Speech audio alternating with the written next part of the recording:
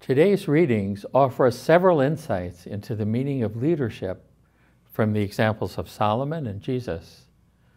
We're not just talking about presidents and kings, but parents, teachers, and others who lead in our communities. First, both Solomon and Jesus first pray. Solomon offers sacrifices of thanks for the great favor he has received. Jesus often takes time to pray.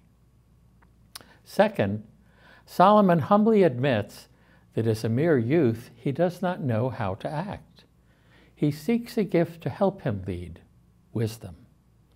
And so as the Lord appears to him and he says, "Ask something of me and I will give it to you," I've often wondered, what would I ask God if God said this to me? God knows what other kings might have asked for riches or the death of one's enemies. Solomon asks instead for an understanding heart, for wisdom to judge God's people and to distinguish right from wrong. He asks for what the psalmist prays, that is, to be taught God's statutes. Thirdly, both Solomon and Jesus emphasize by their prayers and actions that leadership is primarily about service, not lording it over others. Jesus, of course, embodies that wisdom and an understanding heart. Our gospel then shows us the living example of wise leader in the acts of Jesus.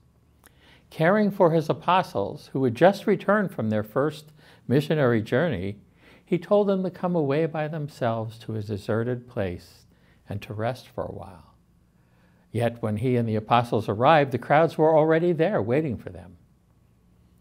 The phrase "sheep without a shepherd" is a stock biblical expression to describe the people of Israel suffering from lack of leadership through corrupt or negligent rulers. Herod, an example in the Nativity story. The strong Greek expression here means move to the depths of one's being. The same words used for the response of the Good Samaritan and the father in the lost prodigal son. Jesus, in contrast, will do what Herod did not and embodies the compassion and wisdom for which Solomon prayed.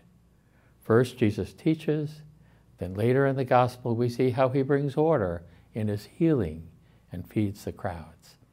So our first lesson is that leaders need to be people of prayer.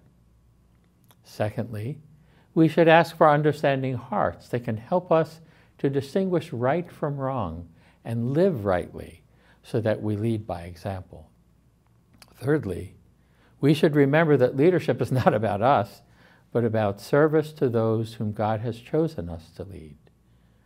We need, like Jesus and Solomon, to be moved with compassion, in touch with the needs, the problems, and the longings of those we are called to serve, at whatever level we serve, at home, in school, or society in general. Amen? Amen.